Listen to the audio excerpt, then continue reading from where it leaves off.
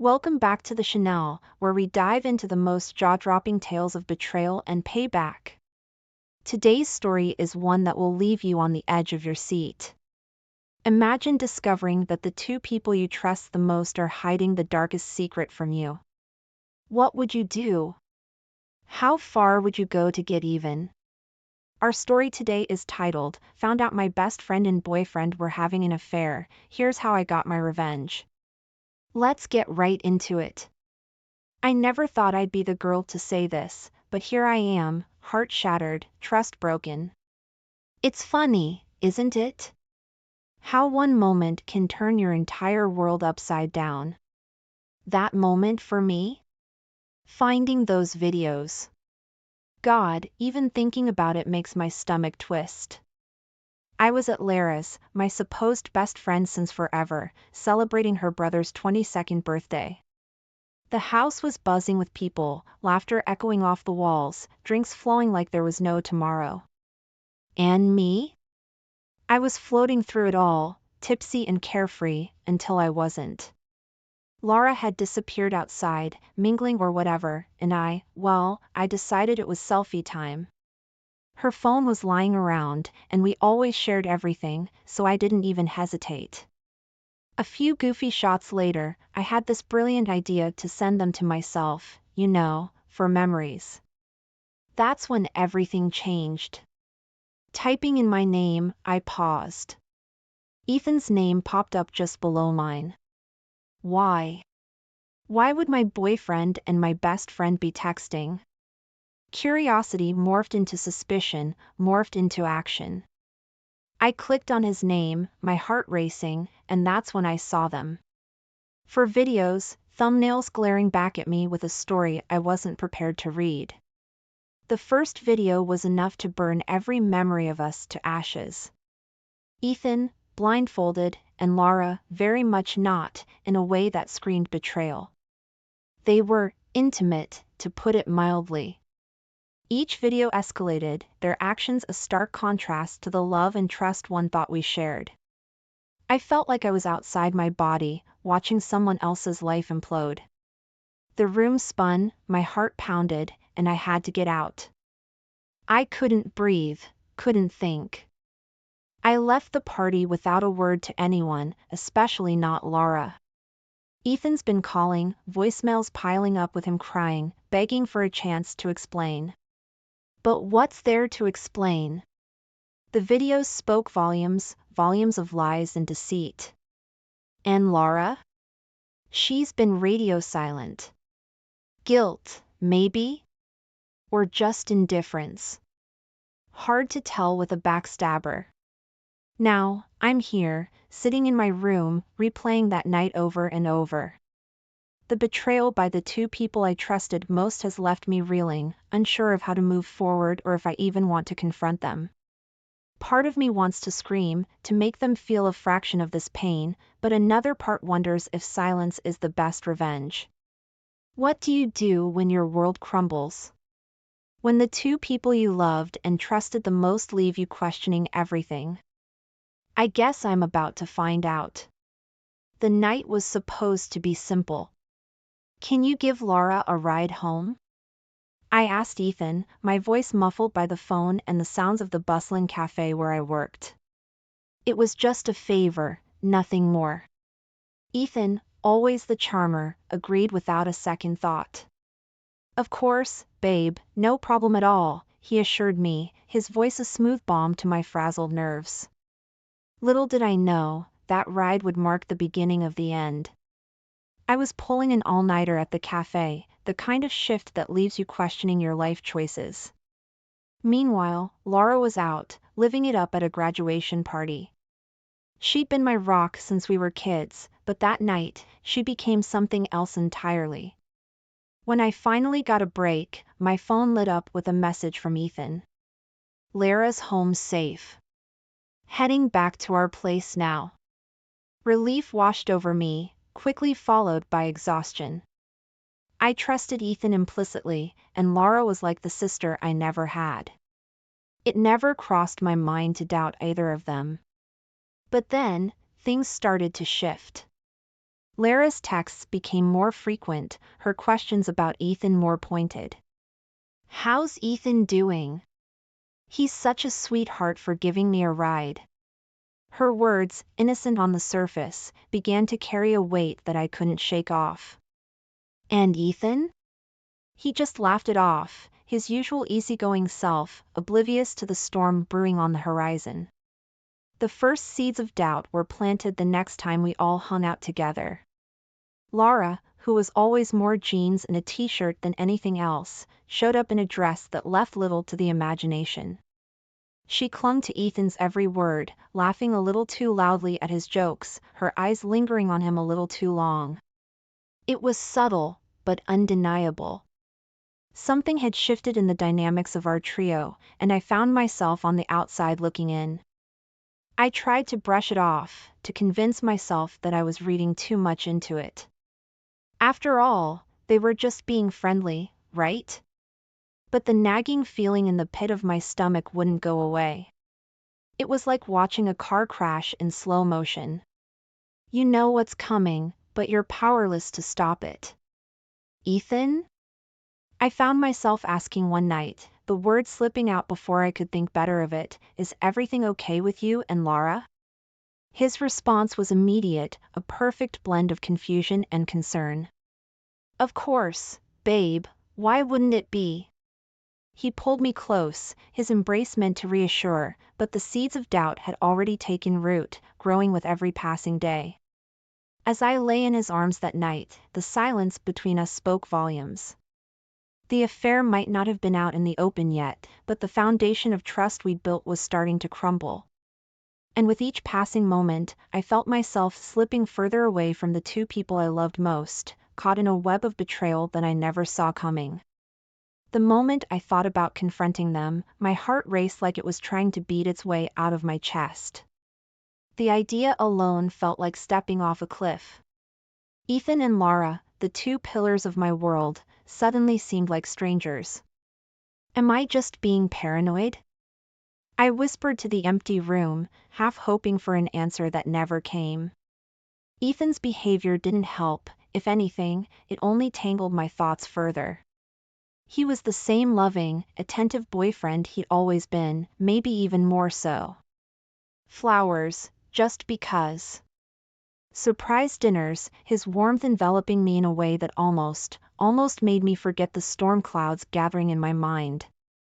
"Everything okay, Mia?" His voice, laced with genuine concern, would pull me back from the edge every time I neared it. "You've seemed a bit off lately." How could I tell him what was swirling in my head? That every laugh shared with Lara felt like a knife twisting in my back? And Lara, God, Lara. She crossed lines I didn't even know we had, her questions about Ethan veering from curious to invasive. "How did Ethan react to that story you told him?" "He's got such a great laugh." Comments that once would have seemed innocuous now felt loaded, each one chipping away at my resolve. Their closeness was no longer a figment of my imagination. The way she sought him out, the energy between them, it was palpable, undeniable. Yet every time I steeled myself to confront them, to demand answers, I'd falter. Fear of shattering the fragile peace held me back, the peace that, deep down, I knew was already fractured. The tension became a constant companion, whispering doubts in my ear, painting my thoughts with suspicion. "Mia, you're just overthinking things," I'd tell myself, trying to brush away the unease that clung to me like a second skin.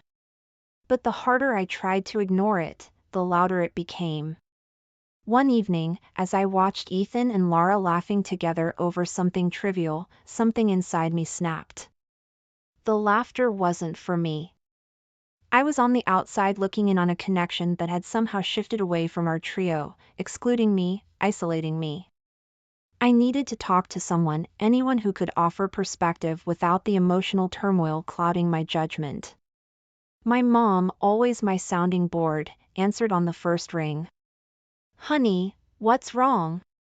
she asked, her voice a soothing balm. Pouring out my fears and observations felt like releasing a valve, the pressure within easing slightly as I spoke. Mia, listen to me, she said, her tone firm yet gentle. Trust your gut. But remember, accusations need solid ground. Observe, reflect, and then act. Don't let fear make decisions for you. Her words, wise as always, gave me pause. Was I ready to face the potential truth, or was the comfort of ignorance easier to bear? The answer, much like my heart at that moment, was fragmented. As days turned into weeks, the dance continued. Ethan's affection became my anchor, Lara's boldness the storm that threatened to pull me under. The confrontation loomed large, an inevitable crossroads I wasn't sure I had the strength to face. Yet, in the silence of the night, with only my thoughts for company, I realized something had to give. The truth, no matter how painful, was better than the limbo of doubt. I resolved to find my moment, to confront the storm head-on. Little did I know, the eye of that storm was closer than I ever imagined. The air was thick with celebration. Laughter weaving through the crowded backyard as I navigated my way through familiar faces, all gathered for Lara's brother's birthday bash. It was one of those nights where everything felt just right, or so I thought. Little did I know, my world was about to come crashing down in the most unexpected way. I remember feeling light, almost giddy, as I made my way inside Lara's house to escape the chill.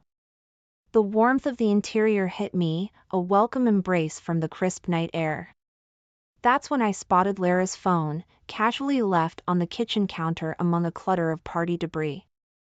A harmless idea struck me: why not take a few drunken selfies for laughs? We did it all the time, a silly tradition that never seemed to grow old.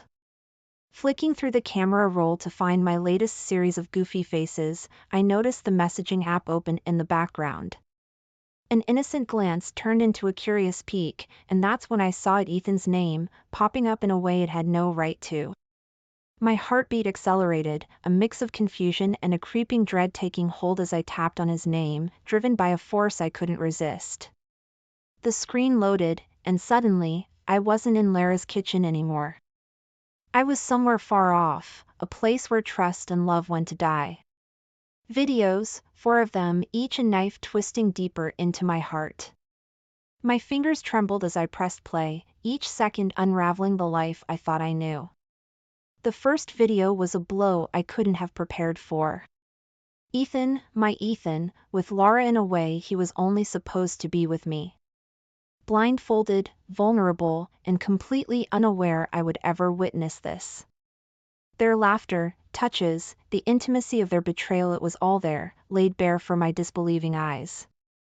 I watched, frozen, as each video descended further into a nightmare.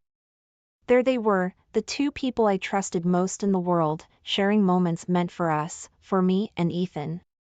The realization hit me like a physical force, tears blurring my vision as the final video ended. The room spun around me, the sounds of the party outside a distant, mocking echo. I felt sick, heartbroken, and utterly betrayed. How? Why?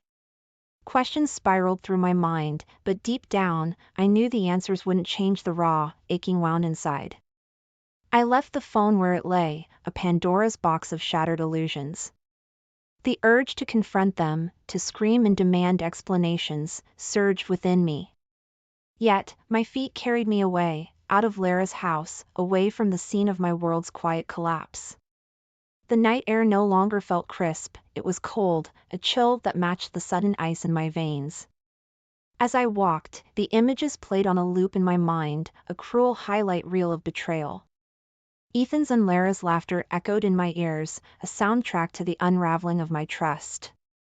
I knew then, nothing would ever be the same. The unexpected twist in my story wasn't just a revelation, it was a turning point, a moment that redefined everything I thought I knew about love, friendship, and trust. The moment I stepped out of Lara's house, the cool night air felt like a slap to my face, a harsh contrast to the storm of emotions raging inside me. My phone buzzed incessantly, a relentless reminder of the reality I was desperately trying to escape. It was Ethan, of course. His name lit up my screen over and over, each call a stab of betrayal. I didn't need to hear his voice to know what he would say. The apologies, the explanations, the desperate pleas for understanding, they were all meaningless. How could words undo what I had seen? How could they stitch back together the trust that had been so carelessly ripped apart? I took a deep breath, the decision crystallizing in my mind with a cold, hard finality. Blocking them was almost cathartic, each button press a step towards severing the ties that bound me to the pain. Ethan, Laura, they were parts of my life that I needed to cut out, malignant growths that had hidden their toxicity until now. The walk home was a blur, my thoughts a tangled mess of anger, disbelief, and an overwhelming sense of loss. By the time I reached my apartment, my phone was flooded with voicemails from Ethan. Part of me, a very small part, wanted to listen, to let his words wash over me in a wave of self-torture. But I resisted. There was nothing he could say that would change the images burned into my memory. Ethan again, I muttered to myself, deleting another voicemail unheard. His desperation was palpable, even through the digital distance I had put between us. Mia, please, just let me explain. It's not what it looks like. I swear to you, I didn't know she was filming. Please, babe, we need to talk about this. His words, even unheard, were like echoes in my mind. Could it be true? Did it even matter? The betrayal wasn't just in the act caught on camera, it was in the lies, the secrecy, and the fact that it happened at all. The apartment felt empty, colder somehow, as if the shadows held whispers of the love and trust that had once filled its corners. I sank onto the couch, the silence oppressive, the solitude a stark reminder of the gaping hole Ethan and Lara's actions had torn in my life. In that moment, the urge to confront Ethan, to scream and cry and make him understand the depth of the pain he had caused, was overwhelming. But what would it achieve? The damage was done, the trust shattered beyond repair. No, this was a wound that words could not heal. The night dragged on, each tick of the clock a reminder of the agonizing limbo I found myself in. To confront or to retreat, to seek answers or to accept the painful truth without them. These were questions I couldn't answer, not yet. For now, the only thing I could do was navigate the immediate aftermath of the betrayal, one agonizing step at a time. As dawn crept through the curtains, casting a soft light on the remnants of a life I thought I knew, I realized that this was just the beginning. The road ahead was uncertain, fraught with pain and the daunting task of rebuilding myself from the ashes of my shattered trust. But it was a road I would have to walk, one way or another. The second the idea took root, it was like a wildfire in my veins, consuming the remnants of the hurt and betrayal with a fierce, unyielding intensity. I wasn't going to let them get away with it, not without facing the consequences of their actions. Direct confrontation? No. That would be too easy, too quick. They deserved more. They deserved to feel a fraction of the pain they'd inflicted on me. I spent the night plotting, my mind racing with possibilities until it clicked, the perfect form of revenge. Exposing them, letting everyone see them for who they really were, felt like the only way to strip them of the facade they'd so carefully constructed. The videos were damning evidence, impossible to deny or explain away. I worked methodically, my actions fueled by a cold, detached resolve. Creating anonymous email accounts felt like donning a mask, a necessary shield to hide behind as I prepared to unleash the storm. The videos, once a source of unimaginable pain, were now my weapons, and I wielded them with a precision that surprised even myself. The emails were crafted with care, each word a calculated strike meant to maximize the impact. To Ethan's family, to Lara's, to our friends who'd unknowingly been complicit in their secret, no one was spared. The send button was pressed not once, but several times, each click a step towards my liberation from the agony they'd cause. I imagined the fallout, the shock and horror that would ripple through our circle as the truth came to light. There would be no place for them to hide, no shadows deep enough to conceal the depth of their betrayal. Ethan and Laura, exposed for all to see, their perfect images shattered beyond repair. As the reality of what I'd done began to sink in, a twisted satisfaction took hold. It wasn't joy, far from it, but it was a start, a small flicker of power in the vast darkness they'd left me in. I waited, the silence of the early hours a stark contrast to the chaos I knew was unfolding in the digital realm.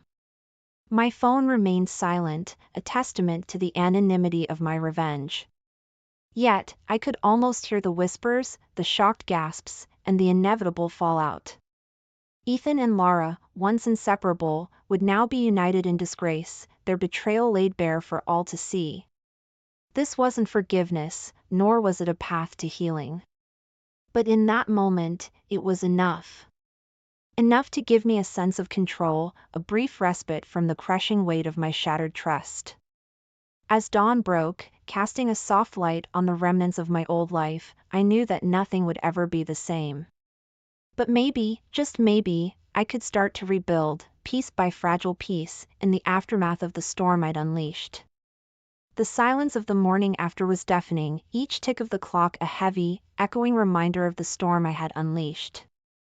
The night before, my fingers had danced across my phone with a single-minded purpose, sending those videos into the digital ether.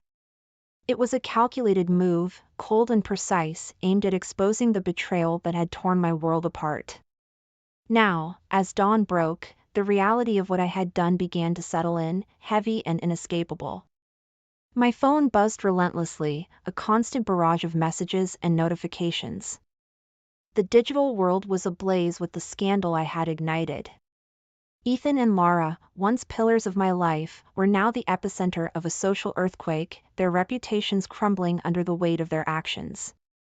I had envisioned this moment, played it over in my mind as a scene of triumphant justice.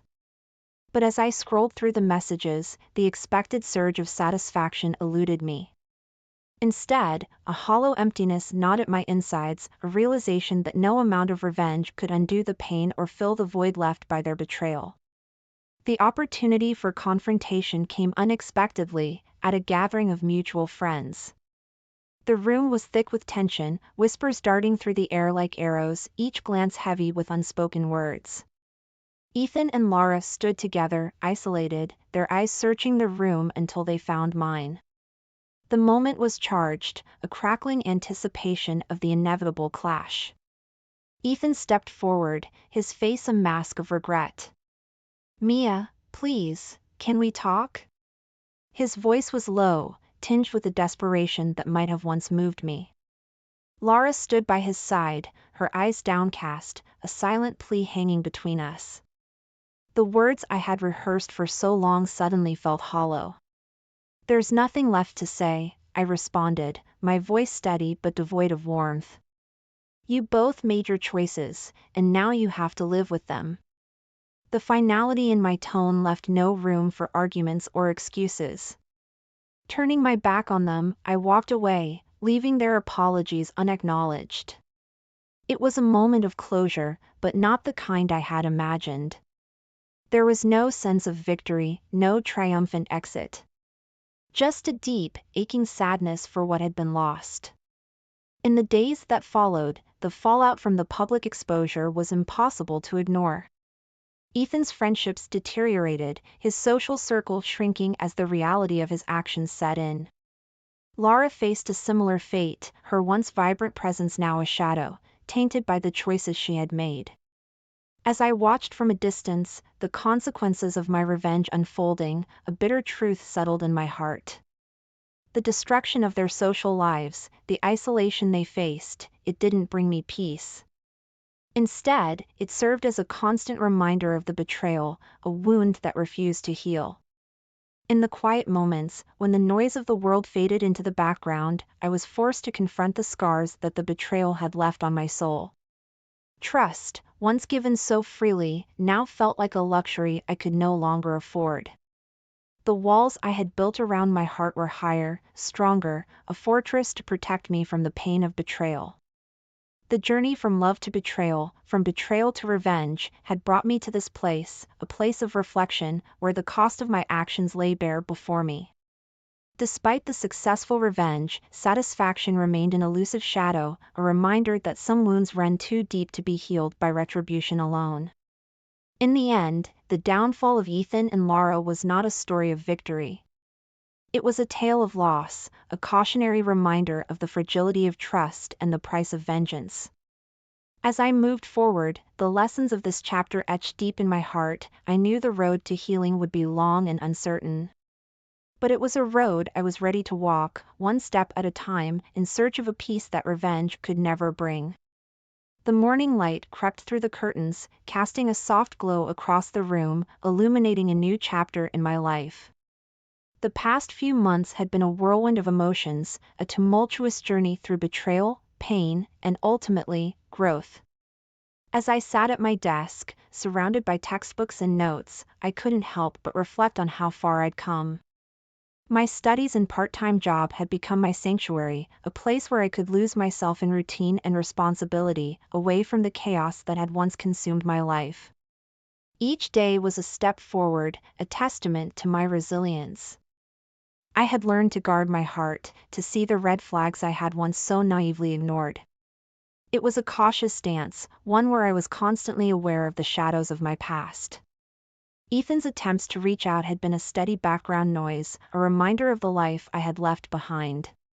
His messages, filled with regret and pleas for forgiveness, went unanswered. It wasn't out of spite, but rather a necessary step towards healing.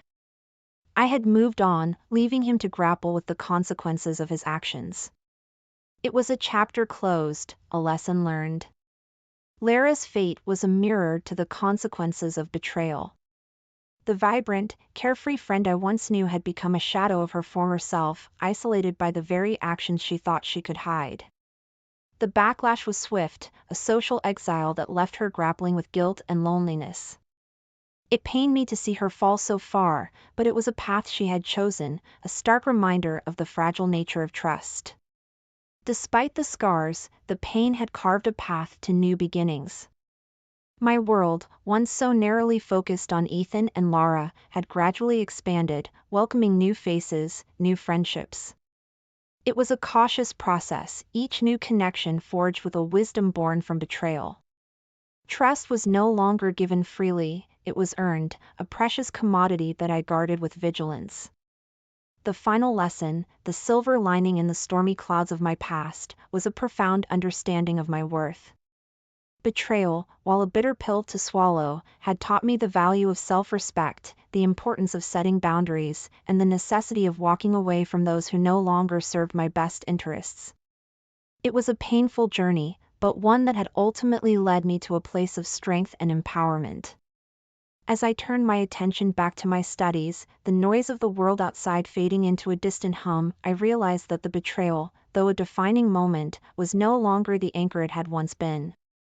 It was a part of my story, but not the entirety of it. I had emerged from the darkness, not unscathed, but stronger, wiser, and more resilient. The road ahead was uncertain, filled with its own challenges and triumphs, but I faced it with a newfound confidence. The lessons of the past, while hard-earned, had equipped me with the tools to navigate the complexities of life with grace and determination. Betrayal had broken me, but in its wake, I had discovered an unshakable sense of self, a compass by which to steer my future.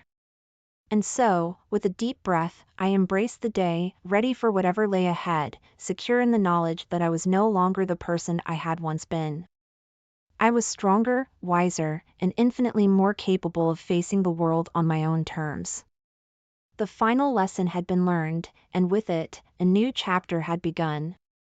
If you enjoyed this story, make sure to hit that like button and subscribe for more incredible tales of revenge. Don't forget to leave a comment below about what you would do in this situation. Thanks for watching, and we'll see you in the next. Hey there, welcome back to the channel. If you're new here, you're go-to storyteller for tales that unravel the complex tapestry of relationships, family dynamics, and the unexpected twists life throws our way. Today, I have a story that's both heart-wrenching and empowering. It's titled, My 20-Year Marriage Was a Lie, Walked In on My Wife and Her Secret Lover. This is a tale of love, betrayal, and ultimately, the resilience of the human spirit. Buckle up, because this one is going to take you on an emotional roller coaster. Been married to Sarah for 20 years. College sweethearts, the whole 9 yards. Built a good life together. Nice house, great kid. Thought we had it all. Well, guess what? Turns out happily ever after can take a sharp turn at, never saw that coming, lame. Booked a surprise flight back early from a business trip. Thought I'd surprise Sarah with takeout and a movie night. Key in the door, expecting the usual flickering TV, smell of her jasmine candles. Hit with silence instead. Empty house. Weird. Stomach started churning. Checked the bedrooms. Master door was unlocked. A sliver of light peeked out. Pushed the door open slowly. There it was. Like a scene from a bad soap opera. Sarah. Tangled in the sheets, with some random dude. Rage? Yeah. There was rage. But mostly, a cold emptiness. Didn't yell. Didn't scream. Just a strangled noise that escaped my throat. The dude scrambled out of bed, fumbled for his clothes, and bolted. Sarah? Tears, apologies, a babbling mess. Didn't hear a word. Just stood there, the picture of betrayal hanging in the air. That's when the plan started forming. Didn't want a screaming match, throwing things. Needed to be clear-headed, strategic. Feigned acceptance, told her we'd talk in the morning. Spent the night on the couch, the image of them burned into my brain. Morning light brought a strange kind of calm. Pretended everything was normal while secretly gathering evidence. Phone records, receipts, anything to prove what happened. Hired a lawyer, a shark.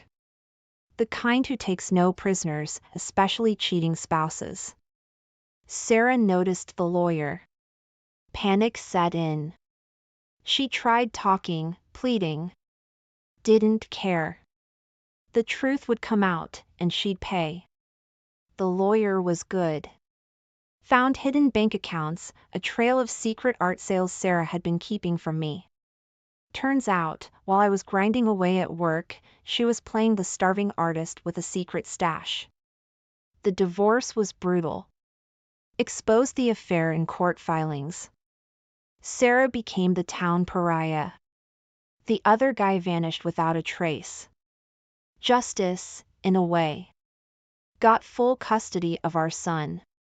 He needed stability, away from the wreckage of our marriage. Sold the house, a fresh start for both of us. It wasn't easy. Therapy sessions helped me and my son navigate the emotional fallout. Leaned on old friends for support. Slowly, tentatively, started dating again. Met someone new recently. She's kind, funny, everything Sarah wasn't at the end. Still a work in progress, but I'm moving on. Learned a harsh lesson, but one that made me stronger. There's life after betrayal, and sometimes, revenge is best served cold, calculated, and with a killer lawyer by your side. Life with a newborn wasn't easy, but it was good. Sleepless nights, mountains of laundry, the usual. Sarah seemed happy, the baby healthy. Then things started changing, slowly at first. Remember that whole, focusing on her art career, thing? Seemed forgotten. No more late nights in the studio, paints collecting dust. Work became my world. Climbing the corporate ladder to support our growing family. Didn't mind. That's what husbands do, right? Then came the weird stuff. Little things at first. Unexplained charges on the credit card. A new perfume I didn't recognize clinging to her clothes. Ignored it. Figured I was just tired. Big mistake. The late nights, working on art, started. Calls taken with hushed voices, out of earshot. Missed dinners. Excuses that never quite fit. I tried talking to her, asking what was wrong. Just brushed me off, said I was overreacting. One night, I came home to an empty house. No Sarah, no baby, just a cold, gnawing feeling in my gut. Called her phone, went straight to voicemail. That's when the suspicion really hit. Where was she? With who? The next morning, Sarah waltzed in like nothing was wrong. Tried to play it cool, but the guilt was etched on her face. Confronted her, demanded the truth.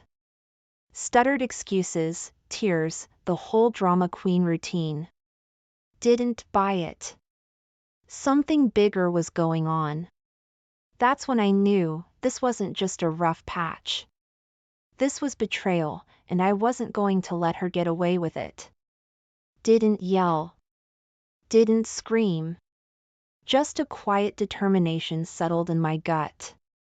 Sarah would regret the day she messed with our family. The game was on. Those late-night art meetings were starting to grate on me. Came home one night, expecting the usual takeout containers littering the counter. Sarah hunched over a canvas with paint-splattered overalls. Nope. Empty house. Silence so thick you could cut it with a knife. Checked her studio untouched. No paints, no brushes, just a layer of dust. A knees coiled in my gut. Where was she? Called her phone again. Voicemail for the third night in a row. Texted. Where are you? One word reply. Busy. Busy with what? That was the question gnawing at my sanity. The next morning, Sarah breezed in, all smiles and apologies. Claimed she'd been at a committee meeting that ran late. Committee meeting? For her art club that didn't exist anymore? My patience was wearing thin. Committee meeting, huh? My voice was flat, emotionless. Sarah's smile faltered. Yeah, for the, upcoming gallery show. Liar. There was no gallery show. I knew it, and she knew I knew it. Didn't press her then, but the seed of doubt had been planted. Started noticing other things. Those little unexplained charges on the credit card? More frequent now, and for things Sarah would never buy: fancy restaurants, jewelry stores. The phone calls. Always on mute. Always hushed whispers when I walked into the room. The lingering scent of a cologne I didn't recognize. These weren't random occurrences. This was a pattern, and the picture it painted wasn't pretty. One evening, Sarah left her phone unattended. Stupid mistake. A notification popped up, a text from an unknown number. My heart hammered in my chest. Curiosity, or maybe a morbid sense of dread, took over. Clicked on the message. It was short, just a few words, but enough to shatter my world. Can't wait to see you tonight, beautiful. My blood ran cold. This wasn't a late art meeting or a committee dinner. This was something far worse. The truth was staring me in the face, and I knew then my life was about to change forever. The lingering scent of that cologne was driving me crazy. It wasn't just on her clothes anymore. It seemed to cling to her like a second skin. Asked her about it. Said it was a new art supply. She was trying. Yeah, right. Art supplies don't smell like expensive cologne shops. Then came the weekend getaway. Need some inspiration for a new piece, she said, booking a cabin in the woods for herself. Didn't like it, but what could I say? Maybe some time alone would clear her head. The empty house felt strange, a hollow echo of the life we once had. Missed Sarah. Missed our son, but mostly missed the feeling of normalcy. The conference dragged on, presentations and meetings blurring together. Just wanted to get back home, get some answers. Booked an earlier flight, a surprise for Sarah. Figured a home-cooked meal and a movie night might mend things. Landed.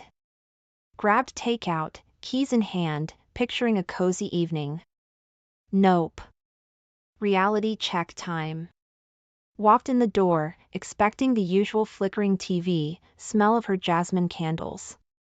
Hit with silence instead. Empty house. Same feeling of dread as before. Where was she? With who? This time, I wasn't going to let it slide. Checked the bedroom, then the bathroom. Nothing. But then, a glimmer of hope, her phone was on the kitchen counter, screen lit up. Stupid mistake number 2. Picked it up, heart pounding. The same text message notification from before. Clicked on it, bracing myself. This time, it wasn't just a few words.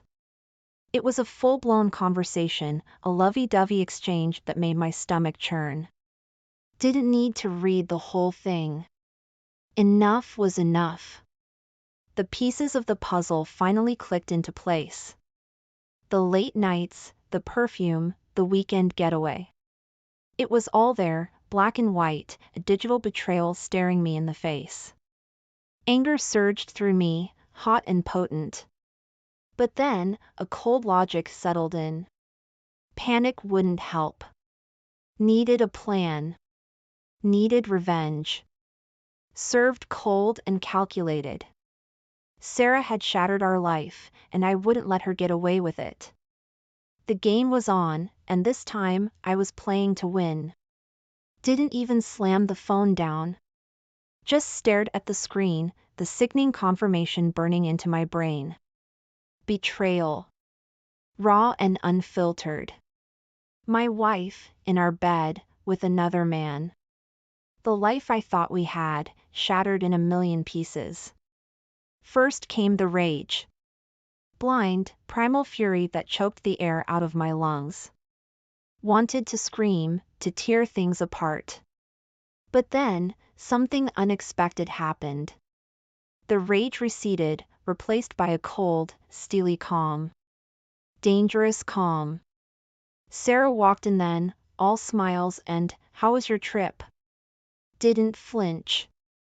Just played along, the evidence burning a hole in my pocket. Needed to keep her off guard, buy time for my plan. Good, I said, voice flat.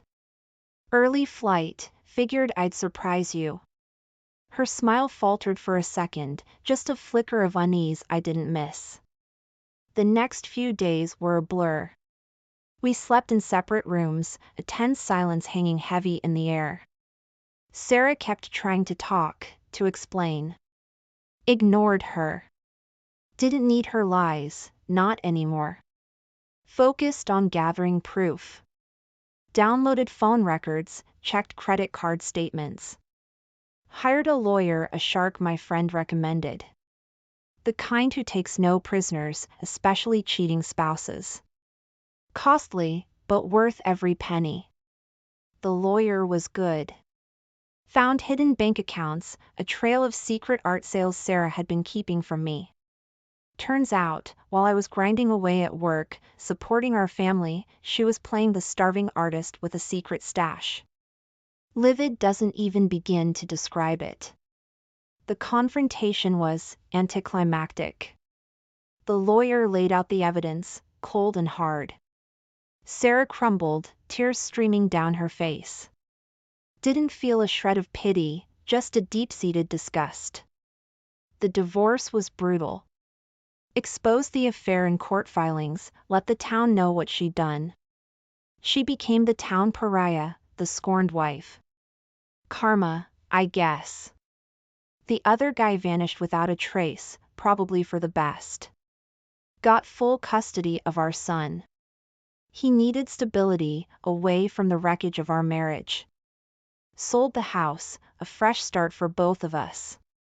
It wasn't easy, but I survived. Therapy sessions helped me and my son navigate the emotional fallout. Leaned on old friends for support. Slowly, tentatively, started dating again. Met someone new recently. She's kind, funny, everything Sarah wasn't at the end. Still a work in progress, but I'm moving on. Learned a harsh lesson, but one that made me stronger. There's life after betrayal, and sometimes, revenge is best served cold, calculated, and with a killer lawyer by your side. Don't let anyone mess with you or your family. Fight back. That's what I did. The silence after Sarah's breakdown was deafening. No tears, no apologies, just a whimpered plea for forgiveness. Didn't even look at her. Didn't deserve eye contact. The betrayal was a fresh wound, raw and throbbing. But something else bubbled beneath the hurt, a cold, steely resolve. She might have shattered my trust, but she wouldn't break me. No way. Didn't want a screaming match, throwing things. Needed a clear head, a plan. Feigned acceptance. Mumbled something about needing sleep. Crawled into bed on the couch, the image of them burned into my brain. Sleep wouldn't come. Mind racing, piecing things together. The perfume, the late nights, working on art, the distance I'd tried to ignore. It all fit now. A sickening puzzle clicking into place. Next morning, woke up with a newfound purpose. This wasn't about yelling or crying. This was about getting out, getting even, and protecting my son. She'd played me for a fool, but not anymore. First order of business evidence. Started small, discreetly. Downloaded phone records, checked credit card statements. Anything that could prove her infidelity. Built a case, brick by brick. Then came the lawyer. Called a friend, got a recommendation. Someone tough, I said, someone who takes no prisoners. He laughed and gave me a number. Met with the lawyer the next day. Sharp guy, expensive as heck, but his eyes held a steely glint that matched my mood. Laid out the situation, the evidence I'd gathered. He listened, took notes, a small smile playing on his lips. We can make her life a living hell, he said, his voice calm but firm. Exactly what I wanted to hear. Didn't care about revenge for revenge's sake, but she needed to pay. For the betrayal, the lies, the disrespect. The following weeks were a blur. Lawyer meetings, digging up dirt, strategizing. Sarah noticed the change, the steely glint in my eyes. Tried talking, pleading again. Ignored her. This wasn't about her anymore. The day the divorce papers hit her was priceless. Shock, then anger, then a desperate scramble. Too late. The evidence was there, cold and hard. The lawyer had unearthed hidden bank accounts. A secret stash of money Sarah had squirreled away from her, starving artist, act. Livid doesn't even begin to describe it. The divorce wasn't pretty, but it was mine. Full custody of my son, the house sold, a clean break. A new beginning. Away from the wreckage of our marriage. It wasn't easy, but I wouldn't trade it for anything. Stay tuned. There's more to this story. The lawyer called it financial warfare. Didn't care what they called it. Point was, Sarah wouldn't mess with me anymore. Changed all the bank passwords, froze our joint accounts. She could scream all she wanted, but the money train had stopped. We were living under the same roof, but it might as well have been different planets. Slept on the couch, ate microwave dinners. She'd try talking, pleading, but I wouldn't give her the satisfaction. The only words that passed between us were the ones relayed through lawyers. The divorce filing hit her like a ton of bricks. Full custody, the house on the market. The lawyer didn't hold back. Then came the kicker. He exposed the affair in the court documents. Public humiliation, he called it. Savage, but effective. News travels fast in a small town. The whispers started, then the stares, then the full-blown gossip. Sarah couldn't leave the house without someone pointing fingers. The other guy in the picture? Vanished without a trace. Coward. Didn't feel any pleasure in her pain, not really. But there was a strange sense of satisfaction. She'd betrayed me, our family, and now everyone knew. Karma, I guess. The divorce itself was a blur. Lawyers argued. Papers were signed. A judge finalized things with a slam of his gavel.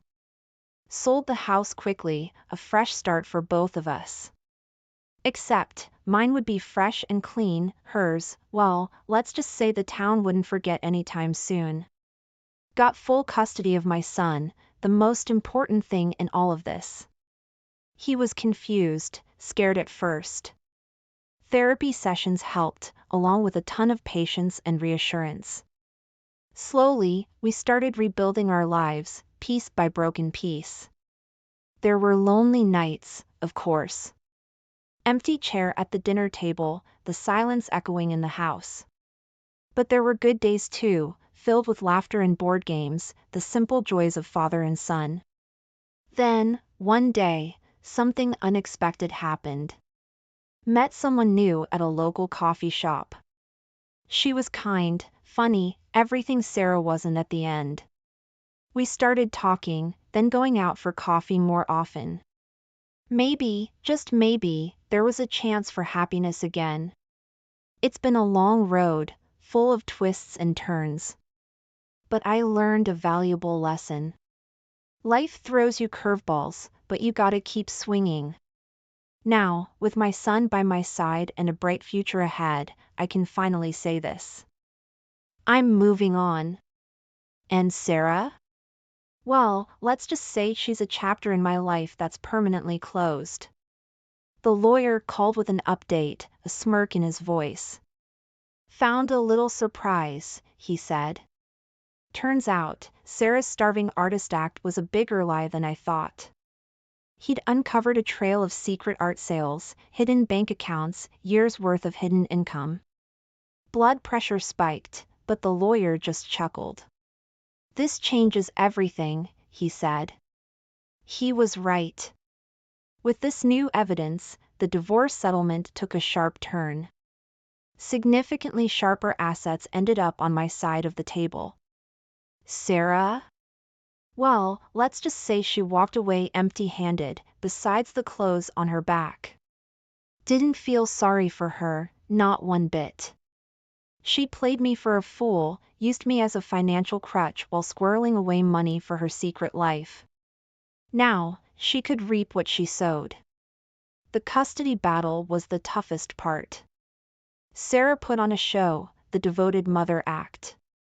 But the lawyer saw through it, and so did the judge.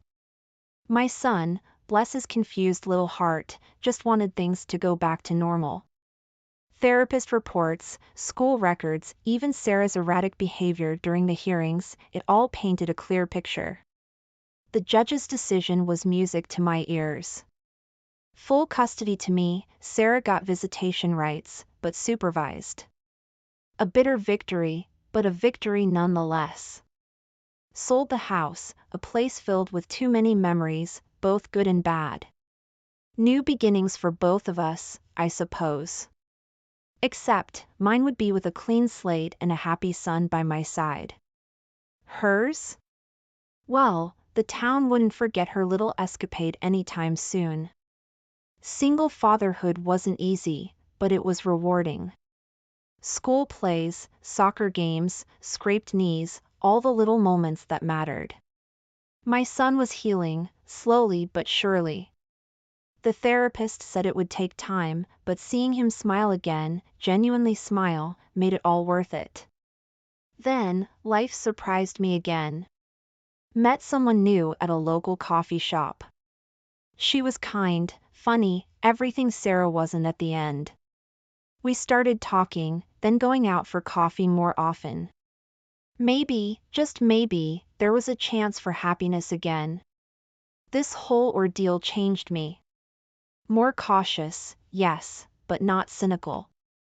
I learned a harsh lesson, but one that made me stronger.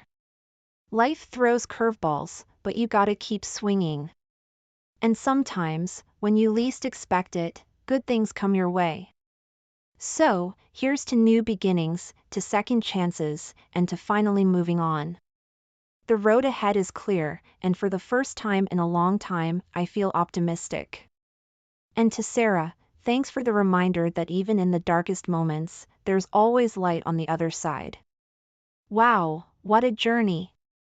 If you found this story as gripping as I did, make sure to hit that like button, share your thoughts in the comments below, and don't forget to subscribe to the channel for more stories like this. Also, hit the bell icon to get notified every time we upload a new video. Thanks for watching, and until next time, stay strong, stay resilient, and remember, even in the darkest moments, there's always a light at the end. Welcome back to our channel, where we delve into the most intense and jaw-dropping stories about relationships, family dynamics, and the struggles we face in society.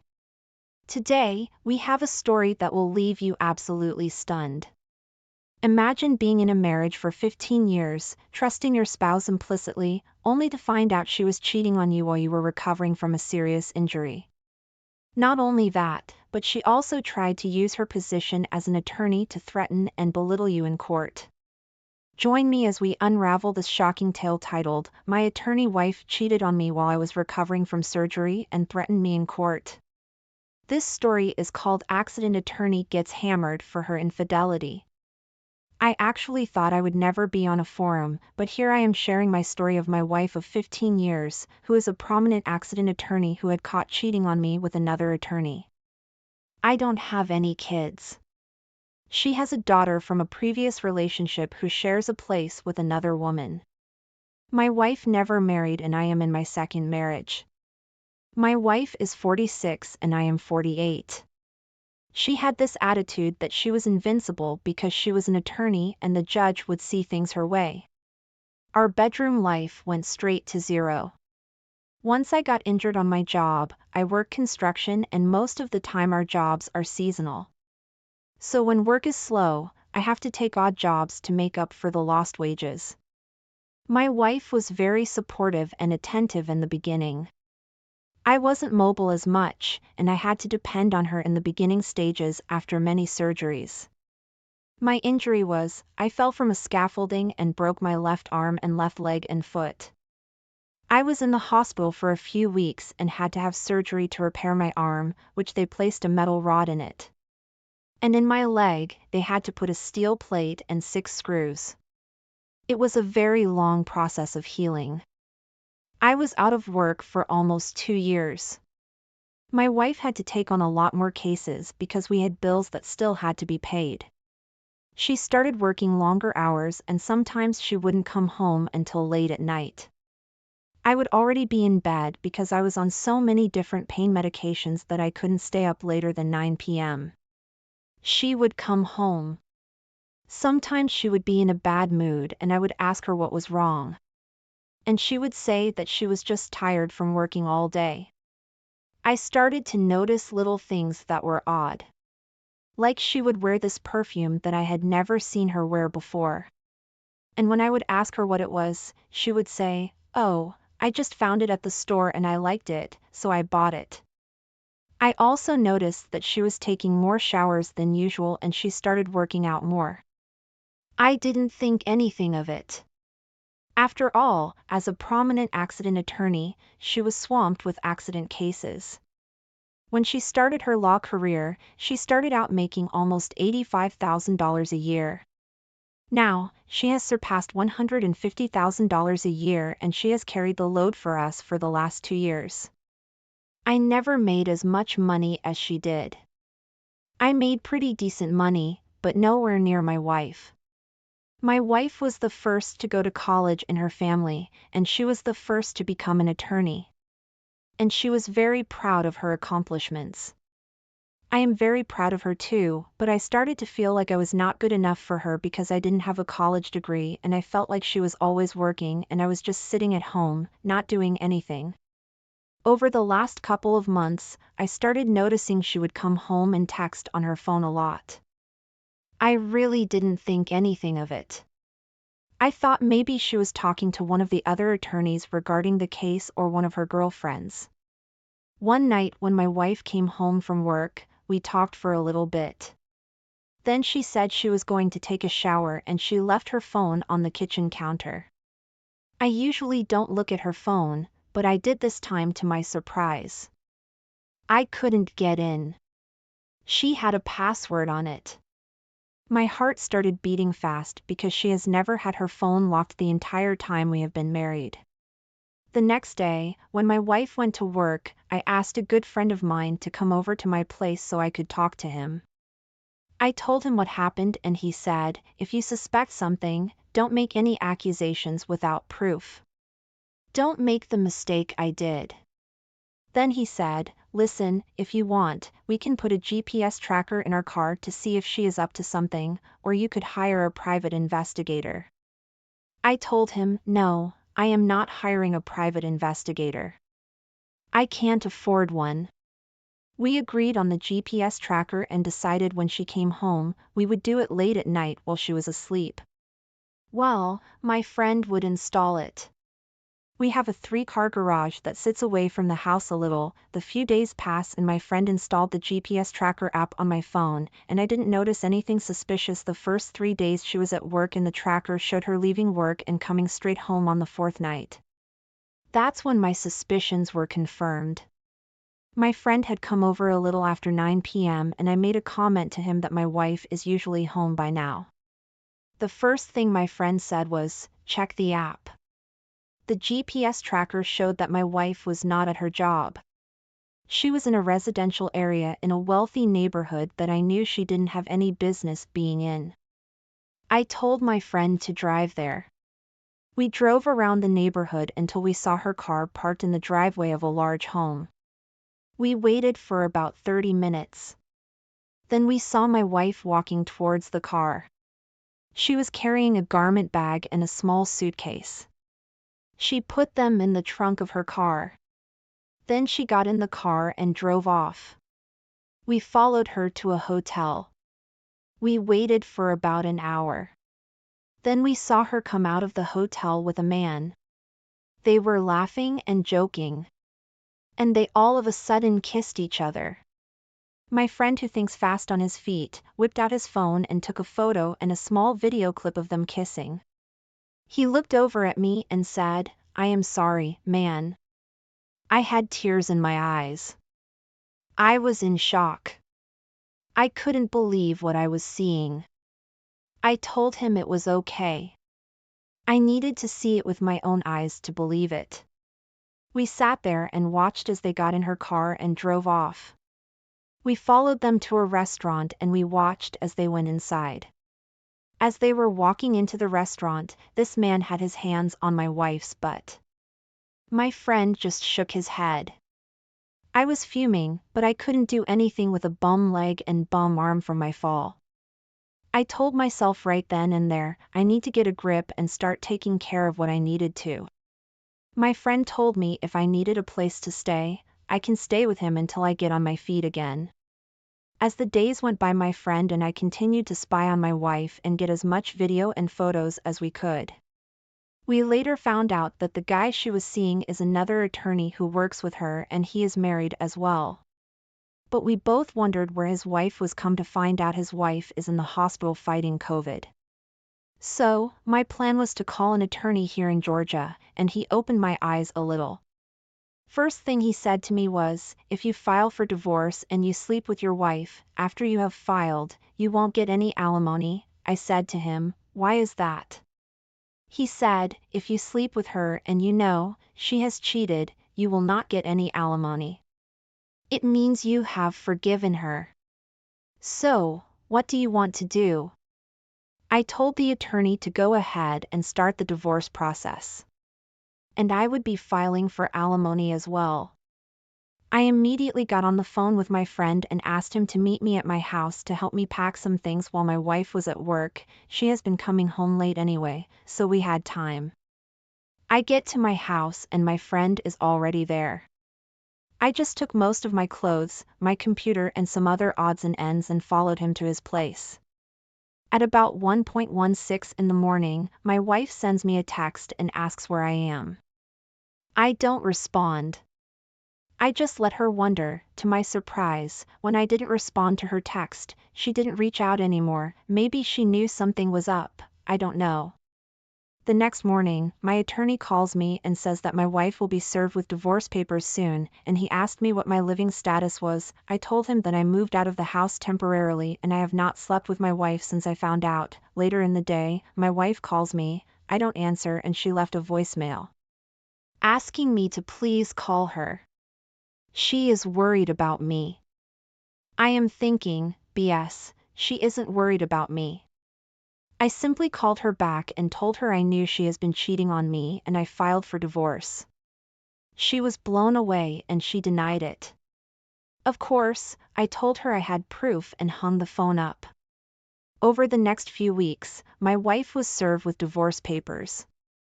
She was highly upset and told me in a text, good luck getting anything in the divorce. She displayed a side of her I never knew existed. She was saying, I am a lawyer, I will make sure you don't get anything, you are nothing without me, just belittling me. At the divorce hearing, my lawyer presented evidence that my wife was cheating. She had a divorce lawyer as well, so he couldn't refute it. To make a long story short, I got spousal support for 7 years in the amount of $3,500 a month. My now ex-wife was livid. She thought just because she was an attorney, she would get her way. The judge also gave me 30 days to get the rest of my things out of the house. It only took me 2 days. My friend had a big enough home that I could put things in. His father had recently passed away and left him millions. And my friend also owned 2 coffee shops. I didn't care about the house. She could have it. And she made enough money to pay the mortgage on it. In the coming weeks, my friend and I learned that the wife of my now ex-wife recovered from her battle with COVID and found out that my ex-wife was having an affair with her husband. She went to their law firm and confronted them both in front of the other attorneys. They didn't get fired, but they were both reprimanded. And my ex-wife was told that if anything like this ever happens again, she will be fired. The law firm didn't take kindly to that type of publicity. I found out in the craziest way. The wife of my ex-wife's AP called me one day and told me everything. I couldn't believe it, and to top off the crazy stuff, my ex-wife sent me a text, wanting to talk and offered to cook me dinner. I read the text and deleted it. Since the divorce and finding this all out, I have been getting better with my mobility, exercising more to regain my strength. My friend, who is a godson, offered me a job to help him run his 2 coffee shops. So, things are looking up for me. I won't be ready to date anyone for a few months. I am not mentally ready for that. I don't think I can trust any woman right now. Thank you everyone for all of the encouraging comments.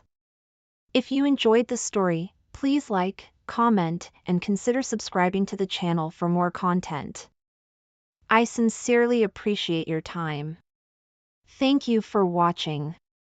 If this story struck a chord with you, please give this video a thumbs up and share your thoughts in the comments below. Don't forget to subscribe and hit the notification bell so you never miss an update on our latest stories. Until next time, stay strong and take care. Welcome back to our channel, where we explore the most intense and unexpected stories about relationships, family, and personal growth. Today, we have a tale that will leave you on the edge of your seat. Imagine waiting 4 long years for your girlfriend to return from studying abroad, only to have your world turned upside down in the most shocking way possible.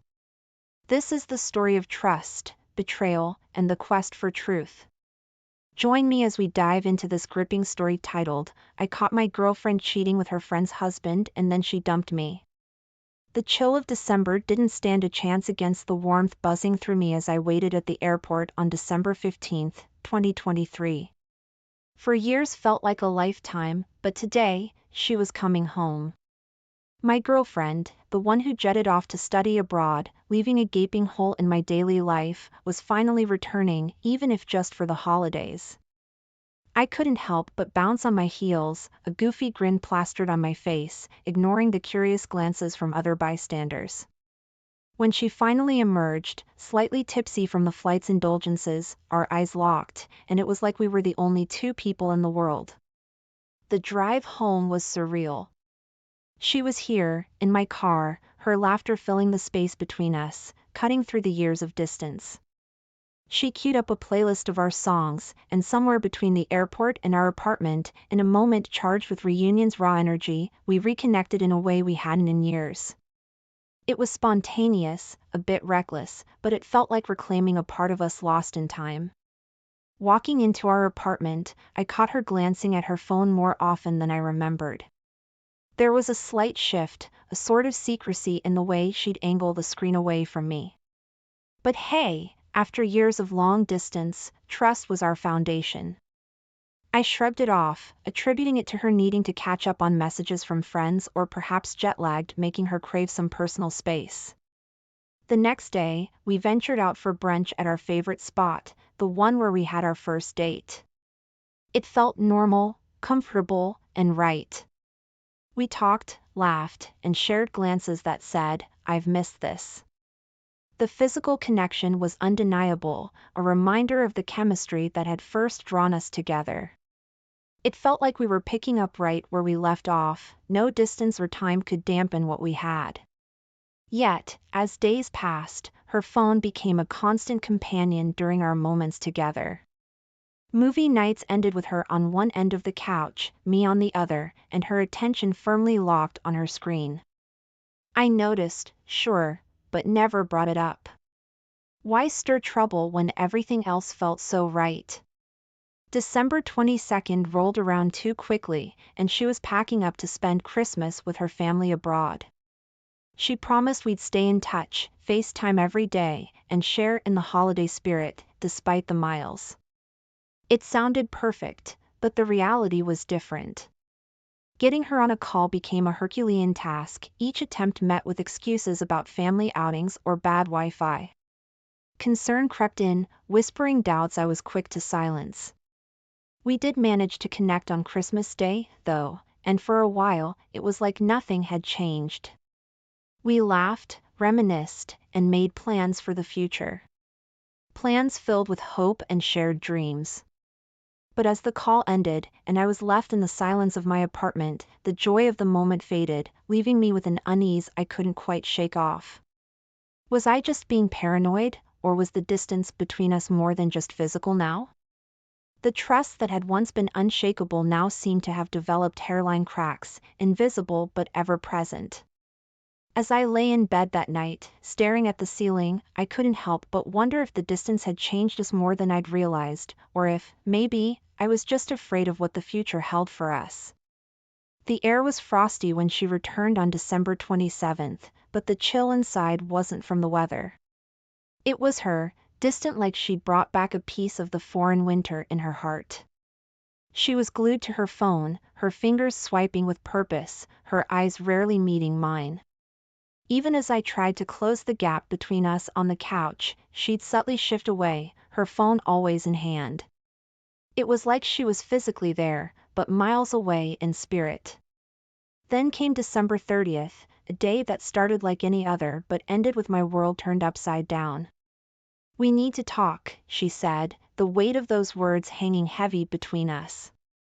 She talked about feeling neglected, about mistrust that seemed to come out of nowhere.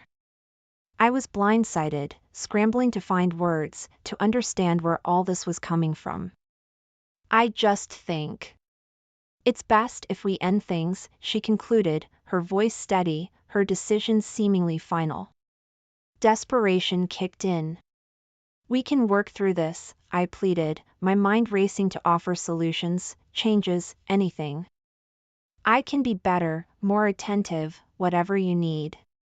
But her resolve was a fortress, my words, mere whispers against its walls. She had made up her mind, leaving me grappling with a reality I wasn't ready to accept. However, a sliver of hope emerged when we decided to give it another go on our city break planned for January 2nd. It was like a ceasefire, a brief respite from the turmoil.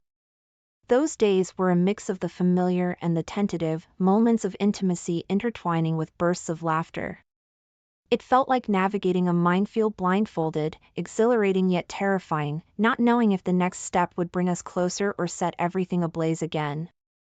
By January 6th, as I drove her to the airport, the goodbye was filled with promises of effort and making it work.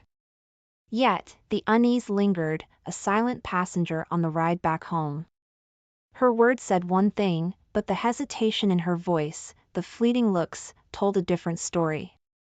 It was like watching a replay of our happiest moments, only this time, the colors were muted, the sounds a little off. The drive home was a blur, my thoughts a jumbled mess. The silence of the apartment was a stark contrast to the chaos in my mind. I replayed our conversations, searching for signs, for reasons why things felt so off. Was it me? Was it her? Was it the distance that had wedged itself between us, not just physically but emotionally? In that solitude, the realization hit hard. We were two people holding on to the ghost of what we used to be, scared to let go, yet hurting from holding on too tight. The promise to make it work was like a band-aid on a wound that needed stitches, temporary relief doomed to give way. I sank into the couch, her absence more palpable than ever. The room was filled with memories, with echoes of laughter and whispers of love, now overshadowed by the weight of unsaid words and unresolved feelings. The journey ahead was uncertain, a path shrouded in fog, with the only guarantee being that it wouldn't be easy. But as the night crept in, one thing was clear. This was a chapter of our lives closing, with the next page still unwritten, and the pen heavy in my hands. It was January 9th when my world got flipped, yet again. I think I've settled for less, she said, her words slicing through the air like a cold breeze. I need space, she added, as if the miles and oceans between us during her studies weren't space enough. There I was, tossed into the limbo of hopeful waiting, clinging to the thin thread of maybe, just maybe, things could turn around. Days turned into nights filled with restlessness. My mind, a relentless detective, couldn't shake off the gnawing suspicion. So, I turned to technology for answers. Find My iPhone became my ally.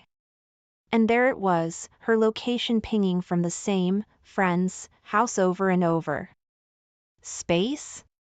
More like specific coordinates to where our relationship's trust was being questioned. I confronted her, my voice laced with a mix of hope and dread.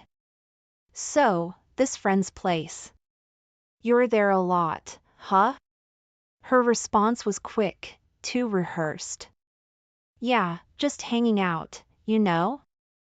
It's nothing. But the seed of doubt was planted, watered by her evasion and nurtured by her half-hearted reassurances. The pressure built in a volcano on the brink. I needed clarity, a solid ground to stand on. We can't keep doing this dance, I told her. You need to decide what you want. It was a plea, a last-ditch effort to salvage the love I thought we had. But her resolve was ironclad, her words final. I just need to be alone, she said, and with that, she cut me off from Find My iPhone, severing the last thread of our digital connection. Then, out of the blue, she shared her Uber location with me. The destination? The same house. A cruel twist of fate or a slip-up, it didn't matter. It was a breadcrumb trail leading to the truth I wasn't sure I wanted to find. I confronted her again, my frustration boiling over. You keep ending up at this place. You're telling me there's nothing going on? Her denial came as swiftly as before, a well-rehearsed script, devoid of guilt. I've told you, it's not like that, she insisted, but the conviction was missing, her words hollow. The realization hit me like a freight train.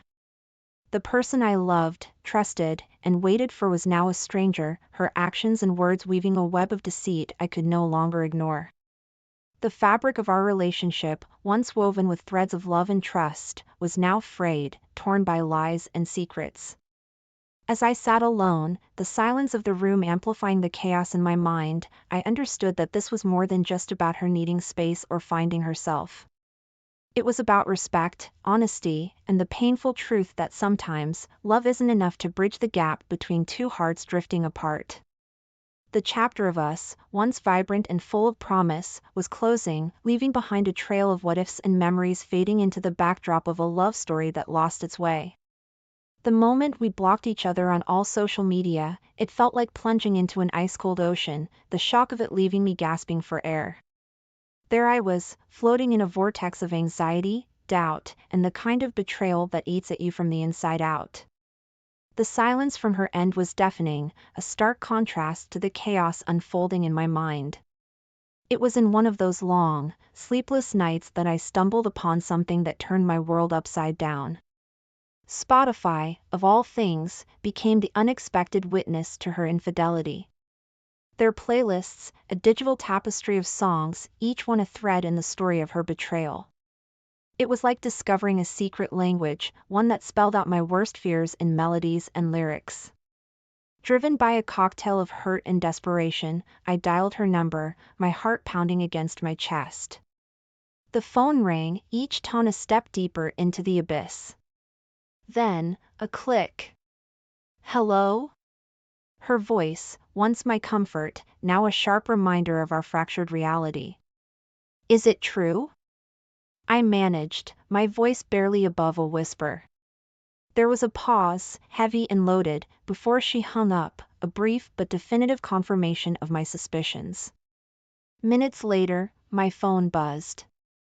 A text from her, apologizing for being rude, as if manners were the crux of our problems. I couldn't hold back. Tell me the truth, I texted back, my fingers trembling over the screen. And she did. There's someone else, she admitted, her words like a final nail in the coffin of our relationship. She spoke of love for this new man, citing the attention he lavished on her, attention I supposedly failed to provide. I sat there, phone in hand, a numbness spreading through me. The depth of her deceit was breathtaking. All those times she'd asked for presents, for tokens of my affection, she'd been nurturing another relationship behind my back. It wasn't just the infidelity, it was the calculated manipulation of my feelings, keeping me as a safety net while she explored new possibilities. The realization was a crushing blow. I'd been a pawn in her game, my love and commitment exploited for her selfish needs.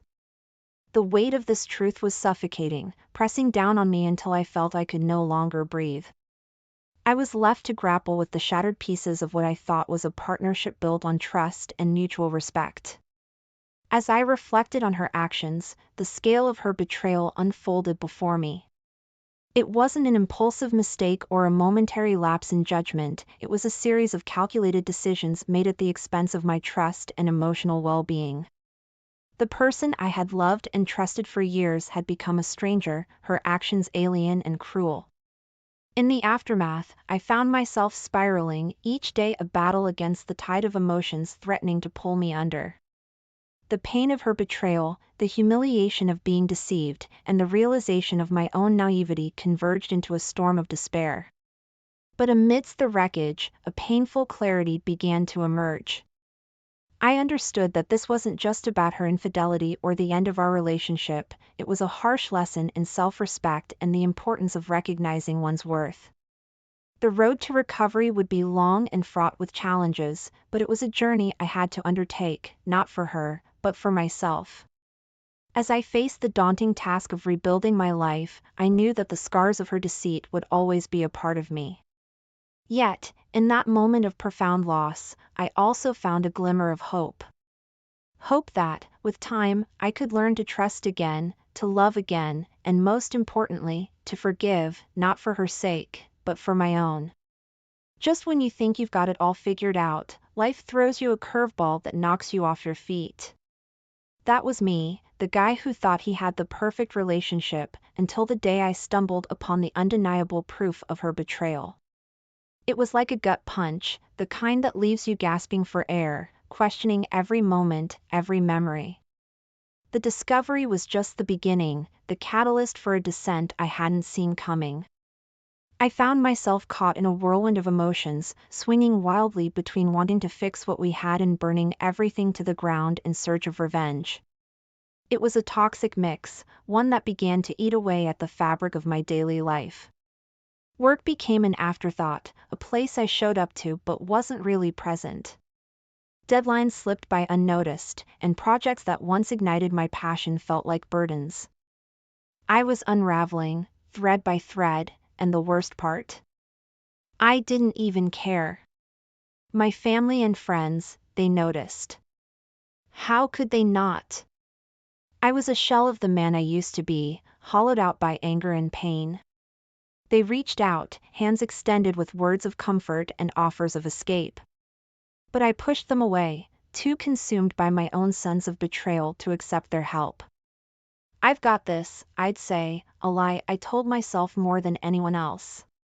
As the days turned into weeks, I became a detective in my own twisted drama, piecing together the timeline of her infidelity. Social media, once a place of shared photos and happy memories, became my hunting ground. Every like, every comment, a potential clue. Mutual friends, once sources of joy, were now interrogated, their words sifted for hints of deceit. My obsession knew no bounds. I confronted him, the other man, in a showdown that was more about my shattered ego than seeking any real answers. Words were exchanged, tempers flared, and for a moment, I teetered on the edge of violence, driven by a desire to reclaim some semblance of control. But this path, this need for vengeance, it led me down dark alleys I never intended to explore. Legal warnings soon followed, a stark reminder that my quest for justice was veering into dangerous territory.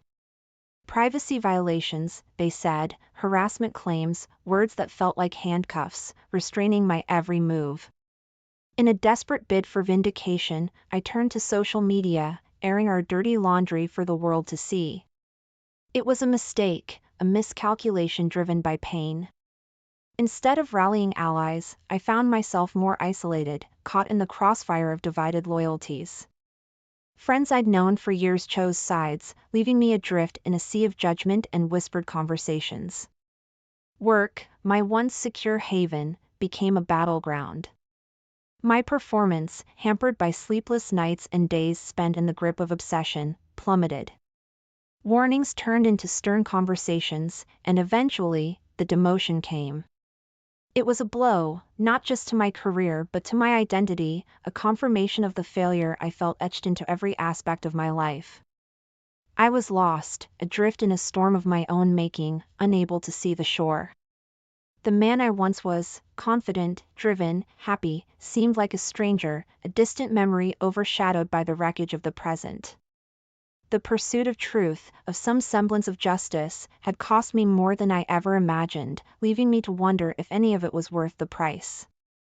In the thick of a storm you've whipped up yourself, there's a desperate kind of clarity that comes with knowing you've got nothing left to lose. That was me, gearing up for one last stand, a final showdown that I hoped would bring me some semblance of closure. I was gunning for remorse, maybe a sliver of guilt, or at the very least, an explanation that made sense of the chaos she'd left in her wake. We met in the very cafe where our story began, the irony of the setting not lost on me. There she was, the same, yet unrecognizably different, her indifference a stark contrast to the turmoil churning inside me. As I laid bare my pain, seeking some acknowledgement of the wreckage, her responses were cold, calculated. The finality in her voice, the way she spoke of her new life without a hint of regret, it was a clear message. I was a chapter firmly closed. The aftermath was brutal. My attempts at reaching out, at salvaging what dignity I had left, were met with legal threats, her words slicing through any hope of reconciliation. It was a wake-up call, a bitter realization that the battleground I was on was one where I stood utterly alone. Then came the wedding of a mutual friend, an event that should have been a celebration but instead felt like walking into the lion's den. There they were, the perfect couple, while whispers of my downfall circulated like fine wine. My presence was a reminder of a scandal, my every move watched, analyzed, and judged. It was in that moment, surrounded by faces I once considered friends, that I truly understood the depth of my isolation. In the months that followed, I tried to move on, to find solace in new beginnings. But each attempt was a glaring reminder of the past, my unresolved feelings acting as a barrier I couldn't breach. The shadow of public outbursts and whispered accusations followed me, a stigma I couldn't shake. The final nail in the coffin was a letter from her, an impersonal epitaph to what we once had. Her words were sharp, a clinical dissection of our relationship, each sentence reinforcing her decision as one made in pursuit of her happiness. It was a cold, calculated goodbye, one that left no room for doubt or hope. I was left reeling, a ship adrift in a sea of my own making.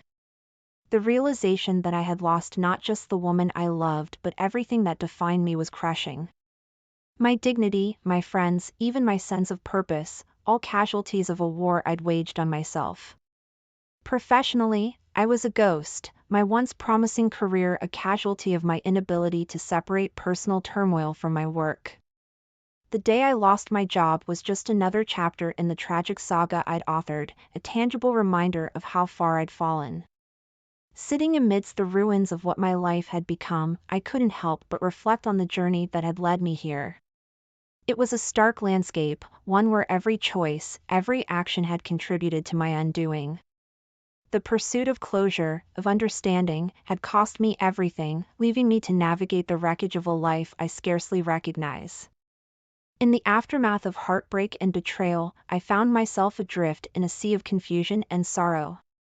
The life I knew, the love I cherished, was gone, leaving behind a void that seemed impossible to fill. It was during these darkest hours that I stumbled upon an online forum, a haven for souls shattered by deceit. Reading through the stories of others, I felt a kinship in our shared pain, a flicker of hope in the solidarity of our experiences. Compelled by this newfound community, I took the brave step of seeking therapy. Sitting in that small, dimly lit room, I poured out my heart to a stranger. It was a daunting task, unraveling the layers of trust, betrayal, and the raw wounds of my public breakdown. Yet, with each session, I felt a weight lifting, a clarity emerging from the fog of my despair. It was during this period of self-reflection and healing that fate threw a curveball my way, a chance encounter with a woman who sparked something in me I thought was lost forever. Her laughter, her empathy, it offered a glimpse of what could be. But the specter of my past loomed large, the scars of betrayal too fresh, sabotaging what little hope we might have had for something more. The realization that I needed a fresh start was sudden but undeniable. I decided to move to a new city, to leave behind the ghosts of my past relationship and the failures that haunted me. Packing up my life was a bittersweet journey through memory lane, each photo, each memento a reminder of better times, tinged with regret and what-ifs. Arriving in my new city, I was met with the harsh reality that escaping my past was not as simple as changing my address. Despite the physical distance, the reach of social media and the whispers of mutual connections ensured that my reputation had followed me. The shadow of my former life cast a long, dark silhouette over my attempts to start anew. The offer of a new job provided a much-needed distraction, a chance to rebuild my professional life and, perhaps, my sense of self. Yet, connecting with my new colleagues proved challenging. The fear of repeating past mistakes, of opening up only to be hurt again, kept me at arm's length, trapped in a self-imposed exile. In search of an outlet, a way to process my journey and perhaps help others navigating their own paths through heartbreak, I started a blog. Writing anonymously, I shared my story, my mistakes, my lessons learned. The act of putting words to my pain, to my growth, became a therapeutic endeavor, a way to make sense of the chaos that had once threatened to consume me. Now, as I stand looking out over the skyline of my new city, I'm struck by the duality of my circumstances. Yes, I've managed to put physical distance between myself and the reminders of my past, but the emotional scars remain, a testament to the cost of love and betrayal. It's a sobering realization, one that comes with its own form of peace. For in acknowledging the scars, in accepting the pain and the lessons it has taught me, I find myself ready to face whatever comes next, armed with a deeper understanding of myself and a cautious hope for the future. The journey has been long, fraught with setbacks and moments of despair, but also marked by growth and unexpected moments of grace. As the sun sets on this chapter of my life, I'm reminded that while the past may shape us, it does not define us. The true measure of our strength lies in our ability to rise from the ashes of our darkest days, to forge ahead with resilience, and to open our hearts once more, despite knowing the risks. This is the true cost of love and betrayal, but also the undeniable value of hope and redemption. Thank you for watching. If this story resonated with you, please give this video a thumbs up and share your thoughts in the comments below. Don't forget to subscribe and hit the notification bell so you never miss an update on our latest stories. Until next time, stay strong and welcome back to the channel, everyone. I'm thrilled to have you here for another captivating tale that will tug at your heartstrings and keep you on the edge of your seat. Today's story is one of love, betrayal, and the quest for self-discovery. It's titled "I Tested My Girlfriend to See If She Loved Me for My Money, and It Backfired Horribly." Al looked at Tori, who deftly took the roll with the stick and put it in her mouth. She acted as if she had been going to restaurants since childhood, although she lived in a small apartment and worked as an accountant. Tori looked great. It seems that she has rich parents who constantly pamper their daughter, and she doesn't get out of the spa. The girl licked her lips and smiled at him. Al met Tori at the gym. He came to run on the treadmill, and Tori was engaged in walking. A conversation began between them. She turned out to be a very interesting and quick-witted girl, so the young man's head quickly went around. Al was fascinated by her sincerity and spontaneity. But then, relatives and friends began to give advice to the guy. Al's mother said that he chose a girl for himself from the category of those who only need money from a man. His mother reproachfully expressed, his father supported her with a displeased expression on his face. Al tried to think differently. He was fine with Tori. He didn't believe that she was a windy girl or a liar. But those around him stubbornly imposed a completely different opinion on him. Therefore, condemnation settled in his soul like a heavy stone, no matter how much he wanted to get rid of them. But Al increasingly began to notice the fact that he began to treat Tori differently than before. He constantly tried to find a catch in her behavior. He wanted to understand if she was really interested in him, or if she only needed his money. And one day, he decided to talk to Andrew, his good old buddy, about Tori and his parents' relationship with her. Andrew said, "Tori is a 100% hunter for wealth. Don't you yourself understand this? Do you think she earns money as an accountant for all this beauty?" Al swallowed hard. Do all girls look beautiful only thanks to beauty salons? If a girl is well-groomed, then she is necessarily a hunter for wealth? He had many thoughts in his head, and each thought gave birth to a new doubt inside. Andrew spoke with a sly smile. "And you check her out. Give her some expensive jewelry. If she agrees and accepts the gift, then she is definitely the same hunter." Al decided to try. Before that, he gave Tori only flowers and invited her on a date. And now he decided to buy her a gold chain with an emerald pendant, which would perfectly match the color of her eyes. When he presented the gift, Tori didn't refuse. She calmly accepted the chain and said that she had not been given such expensive gifts before, and she was very pleased. Al didn't understand anything at all. How should he perceive her behavior now? She's actually a hunter for wealth. Or an honest adult who doesn't want to waste her time needlessly rejecting gifts and bickering, just because pretty much everyone does it out of sheer shyness. He had even more questions, and Al didn't know how to find out exactly what Tori wanted. The man was embarrassed to directly invite her to draw up a marriage contract. He believed that he should share everything with his wife, at least in half. If not, give her everything, because she would support him and keep the house comfortable, because she would bear him children in the future, because she simply exists and that she chose him, although there are a lot of men around. His father sat at a family dinner noticing his son's condition.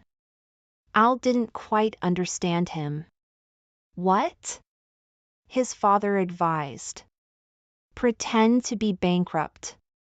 It's simple. Tell her you've lost everything, and live for a few days in a rented apartment. Take public transport and see if your beauty girl stays with you or runs away from you. Al liked his father's proposal. The thought was actually correct. This way, he would be able to make sure that Tori loves him. Otherwise, he didn't want to think about another scenario, but at least he would not make the most serious mistake in his life if the girl disappeared.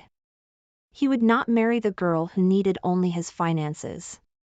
And now, as they sat in the Japanese restaurant, Al looked at Tori and prepared to tell her the lies he'd come up with overnight. But his tongue didn't want to turn. Al started. Tori, something happened to me. And he paused, noticing her worried look. This is probably the last time we have dinner at a restaurant. Tori was surprised. Why? You say that like you want to leave me. Al said with difficulty. No, they blocked all my accounts. Here's what's left of my cash. My apartment was also sealed, and my business is on the verge of bankruptcy. A bunch of checks from the tax and other nonsense. I'm not sure that I can afford all this, even if I return to work as a simple financer. Tori forced a smile and lowered her head. At that moment, something inside Al broke off. It seemed to him that he said goodbye to the woman whom he considered the best in the world. Tori didn't say anything else. And when Al saw her off, she just kissed him sparingly on the cheek and left. It's been 3 days, and Tori hasn't called him or even texted him. Al wanted to dial her number, but didn't dare. She made a decision and chose not him. So she didn't really love him. The man played this thought over and over in his head. However, 6 months of a happy relationship couldn't just disappear from his thoughts. They left an indelible mark. Al wanted to talk to the girl and sort out the situation. He even considered telling her that he lied about his financial situation. But then, Tori would have returned to him solely because of the money. Such a relationship would clearly have lost its passion and sincerity. Al began to frequent the cafe that he and Tori often went to when they were walking along the promenade together. He bought himself a coffee, sat down at a table and looked out the window. In his mind, he returned to the moments when they wandered along the shore holding hands. He remembered her smile, jokes, stories about work, and his soul became very heavy. Tori strongly sunk into the soul of a man, and she didn't want to leave from there. The rings of bells on the cafe door brought the man back to reality. Al glanced towards the entrance and froze. Tori entered the cafe. She smiled with some sadness, as if she didn't expect to see him and was not glad to meet him. But she sat down at Al's table anyway and greeted him. The man remarked, "Hi Tori." He had no idea what they could talk about. Only a week and a half had passed, and his soul went to his heels as soon as he saw her.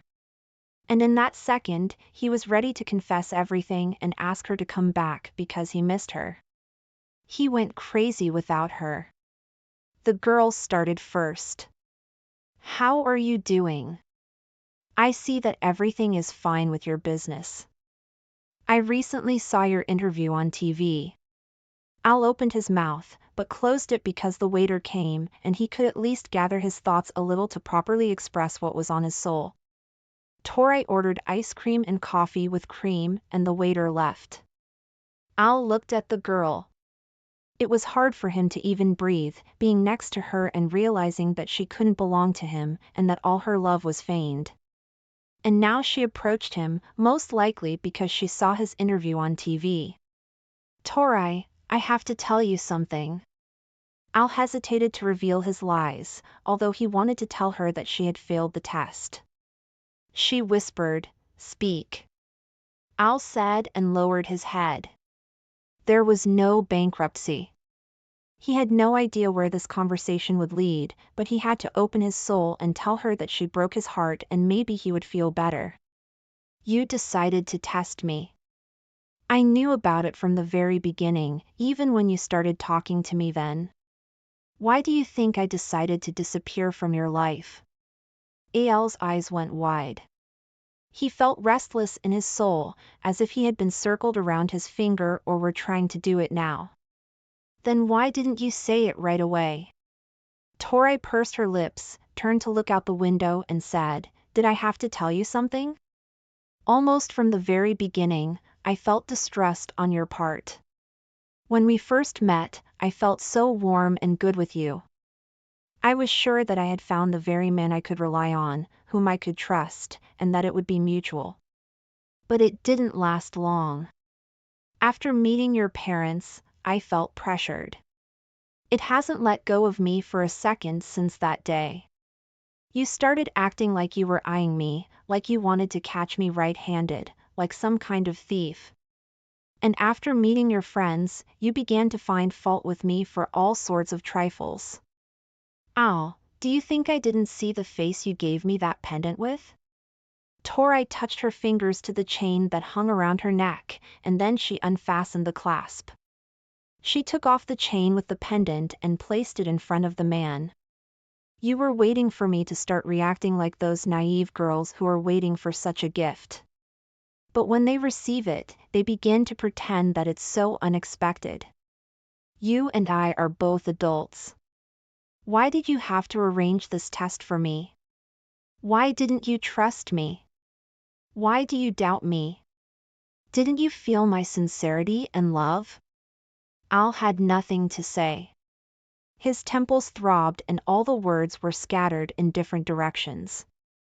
There was a void in his head. That's why Tori looked at him with such sadness then. She knew everything. She felt. And she didn't want to talk because she was in pain. The waiter brought Tori's order. She drank coffee and started eating ice cream, and Al didn't know what to say to her. He just sat, looked at the chain she took off her neck, and was silent, realizing that he himself had broken his love. "If you gave me a second chance, I would fix everything." That's the only thing Al could say. Why would you need a second chance? Tori took the money out of her purse and put it on the table. She rose to her feet and looked at the man. "You are too dependent on someone else's opinion, and I need a reliable person who will love me and trust me even if everyone around is against me. Unfortunately, people don't change at the snap of their fingers, and I don't believe that this will not happen again. Sorry, I have to run. I was glad to meet you, but that's all, and please don't try to find me, and better." Tori thought for a moment, sighed heavily, and added, "Don't try to bring me back, but reconsider your behavior and attitude to life. You can't be led by someone else's opinion all your life." Tori is gone. It was hard for her to be around Al, but she understood that his test and distrust would not allow them to be truly happy. She couldn't stay near him, and he just sat, looked after her, and couldn't move, because he actually screwed everything up and let go of the person who could replace the whole world for him. If you enjoyed this story, please show your support by hitting the like button. Your engagement means the world to me and helps keep the stories coming. And don't forget to subscribe to the channel so you never miss out on future tales filled with unexpected twists and turns. Subscribing not only keeps you in the loop but also supports me in my quest to bring you more captivating stories. So, take a moment to like and subscribe. Thank you again for your support, and stay tuned for more incredible journeys. Until next time, keep believing in the power of stories to transform and